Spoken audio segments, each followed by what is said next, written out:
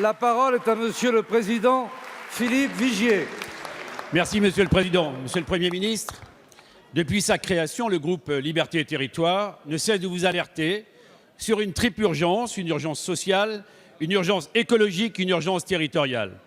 Dimanche dernier, en choisissant de s'abstenir ou en plaçant en tête le Rassemblement national, l'adversaire que le Président de la République avait choisi lui-même, les Françaises et les Français vous ont rappelé que ces urgences se sont aggravées.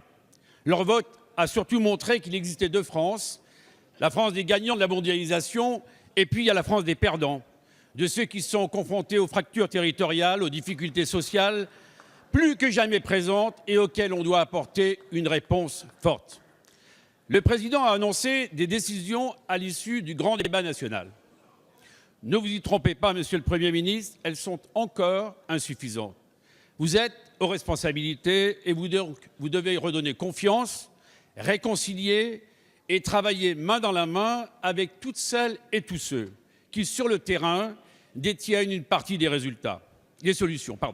Pour cela, ce dont la France a besoin, ce n'est pas d'un calcul tactique pour installer un duel entre Emmanuel Macron et Marine Le Pen, qui constitue à nos yeux un jeu dangereux pour notre démocratie. Non, ce dont la France a besoin, c'est que le Président de la République et le gouvernement assument un véritable virage social, virage écologique et territorial. Alors, Monsieur le Premier ministre, êtes-vous prêt, en accélérant et en amplifiant les mesures de soutien au pouvoir d'achat annoncées par le Président, y êtes-vous prêt en lançant une politique écologique concrète, assumée, ambitieuse, partagée par nos concitoyens? Y êtes-vous prêt enfin, en faisant confiance aux territoires pour plus de proximité, plus d'efficacité, avec un grand choc de décentralisation et un droit à la différenciation pleinement reconnu? Merci. Merci, Monsieur le Président. La parole est à Monsieur le Premier ministre. Monsieur le Président Vigier, Mesdames et Messieurs les députés, vous m'interrogez, Monsieur le Président, sur la suite. Au fond, sur la suite à donner à la fois aux annonces formulées par le Président de la République à l'occasion de sa conférence de presse et au scrutin qui s'est déroulé dimanche.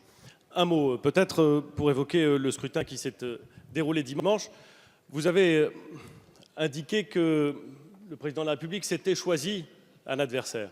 Je me permets de vous faire observer, Monsieur le Président Vigier, qu'il y a plus d'un mois et même plusieurs mois, un certain nombre de responsables de partis qui siègent en général plutôt sur les extrêmes de cette Assemblée, ont indiqué publiquement, et c'était à la fois une stratégie politique et leur choix, ont indiqué que le scrutin des européennes devait être le moment du référendum pour ou contre le Président de la République. Ce n'est pas le Président de la République qui l'a dit. C'est comme ça que les forces les plus extrêmes, les plus marquées, ont souhaité présenter ce référendum. Très loin d'ailleurs de la question européenne qui est au centre du débat. Mais c'est comme ça que certains responsables, encore une fois, ont explicitement indiqué, certains disant même, je m'en souviens, que si le Président de la République faisait moins de 10%, il devrait partir. Mais n'en tireront probablement aucune conséquence sur eux-mêmes. J'observe, Monsieur le Président,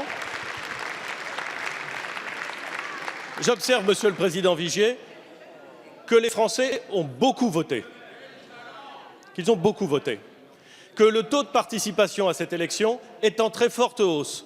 Et c'est une excellente nouvelle pour notre démocratie.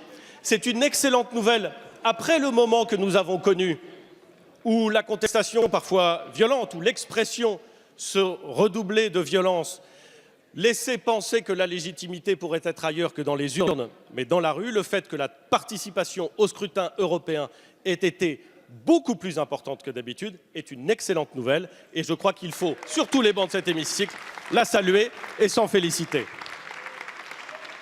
Et permettez-moi, pardon si je suis un peu long, mais permettez-moi, Monsieur le Président, de remercier et de dire le rôle essentiel que jouent dans notre démocratie tous ceux qui, dimanche dernier, les maires, les élus municipaux, mais au-delà, nos concitoyens, qui, pendant la journée, ont tenu des bureaux de vote, ont procédé à tout ce travail.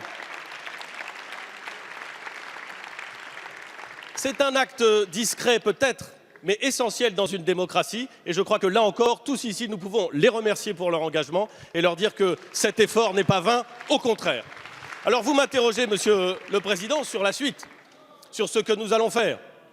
le président de la République a indiqué lors de sa conférence de presse quelles étaient les orientations de fond et de méthode qu'il donnait au gouvernement. Eh bien, monsieur le président Vigier, c'est assez simple. Quand le président de la République donne des orientations de fond et de méthode, le Premier ministre et le gouvernement mettent en œuvre les orientations de fond et de méthode qui ont été données par le président de la République. C'est pas très compliqué, mais on va faire comme ça. On va faire comme ça dans tous les domaines, c'est-à-dire en mettant davantage de ressources, en mettant davantage d'attention, en mettant davantage de consultation pour faire en sorte que la politique que nous mettons en œuvre soit plus adaptée à chaque territoire, soit plus efficace dans sa définition et dans les instruments qu'elle met en œuvre. C'est la raison pour laquelle j'aurai l'occasion, dans les semaines qui viennent, de rencontrer un très grand nombre de responsables d'associations d'élus locaux, mais de maires, de présidents de conseils départementaux, de présidents de conseils régionaux. C'est la raison pour laquelle j'aurai l'occasion prochainement d'indiquer le calendrier exact de l'ensemble des réformes qui vont se succéder. Vous savez que nous avons pris beaucoup d'engagements, il va falloir les mettre en œuvre, que ce soit en matière de fiscalité locale, que ce soit en matière législative. Nous serons au rendez-vous de l'ambition portée par le président de la République. Cette chose doit être très claire et les résultats de dimanche m'incitent à dire qu'en la matière, nos concitoyens nous invitent à beaucoup plus encore d'action, de considération, de concertation et d'efficacité. Merci, Monsieur le Premier ministre.